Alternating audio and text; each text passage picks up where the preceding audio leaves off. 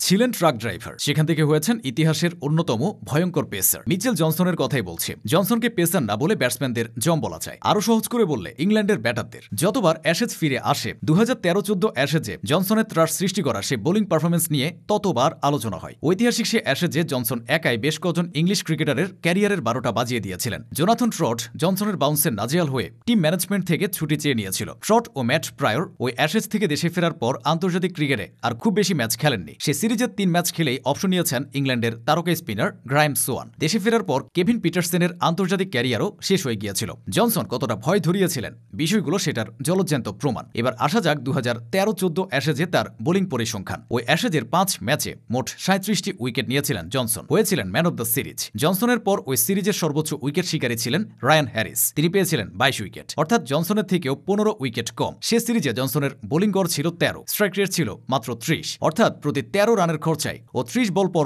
তিনি একটি করে উইকেট নিতেন। এক কথায় যা অকল্পনীয়। শুধু সেই অ্যাশেজেই না, জনসন তার পুরো ক্যারিয়ারে ব্যাটারদের দুঃসহ সব স্মৃতি উপহার দিয়েছেন। তার সামনে যে ব্যাটার পড়ত তার ঘুম হারাম হয়ে যেত। দক্ষিণ আফ্রিকার সাবেক অধিনায়ক গ্রাইম স্মিথের ক্যারিয়ারে 2বার হাত ভেঙেছিল, 2বারই বোলার ছিলেন জনসন। বল হাতে ত্রাস ছড়ানোর পাশাপাশি ব্যাট হাতেও ঝড় তুলতে পারতেন জনসন। অস্ট্রেলিয়ার ব্যাটিং ইনিংসের 7-8 নম্বর পজিশনে তার জায়গাটা ছিল গুরুত্বপূর্ণ, বিশেষ করে টেস্ট ক্রিকেটে। একসময় সাকিব জাদেজাদের সাথে টেস্ট অলরাউন্ডারের তালিকায় লড়াই হতো জনসনের। টেস্ট ক্রিকেটের শীর্ষ অলরাউন্ডারদের তালিকাতেও তিনি ছিলেন। টেস্টে তার 2000-এরও বেশি রান আছে একটা সেঞ্চুরি ও 11টি 50। ওয়ানডেতে তিনি সুযোগ পেলে ব্যাট হাতে জ্বলে উঠতেন। 2015 বিশ্বকাপের সেমিফাইনালে ভারতের বিপক্ষে 9 বলে 27 রানের দুর্দান্ত এক ইনিংস খেলেছিলেন জনসন। তবে ব্যাটার জনসন নন, বোলার জনসনই সে আসরে অস্ট্রেলিয়াকে সাফল্যের ভেলায় ভাসিয়েছিল। অস্ট্রেলিয়া ও নিউজিল্যান্ডে অনুষ্ঠিত ওই বিশ্বকাপে তিনি বল হাতে 15টি উইকেট নিয়েছিলেন।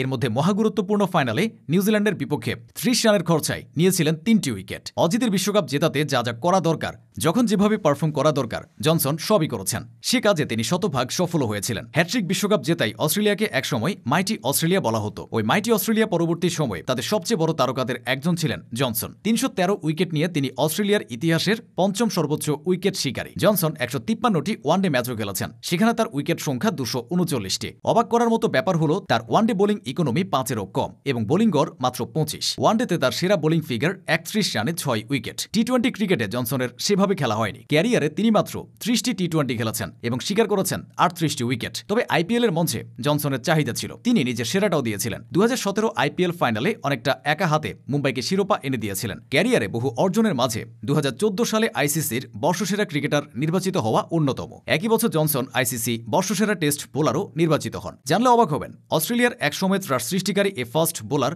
পুরো দস্তর ক্রিকেটার হওয়ার আগে ট্রাক চালিয়ে জীবিকা নির্বাহ করেছেন। ট্রাক চালানোর পাশাপাশি টেনিস বলটাও হাতে তুলে নিয়েছিলেন। পরে এই ক্রিকেটই তার জীবন বদলে দেয়। 2015 সালে আন্তর্জাতিক ক্রিকেট থেকে অবসর নেন জনসন, কিন্তু তার প্রভাব এখনো রয়ে গেছে।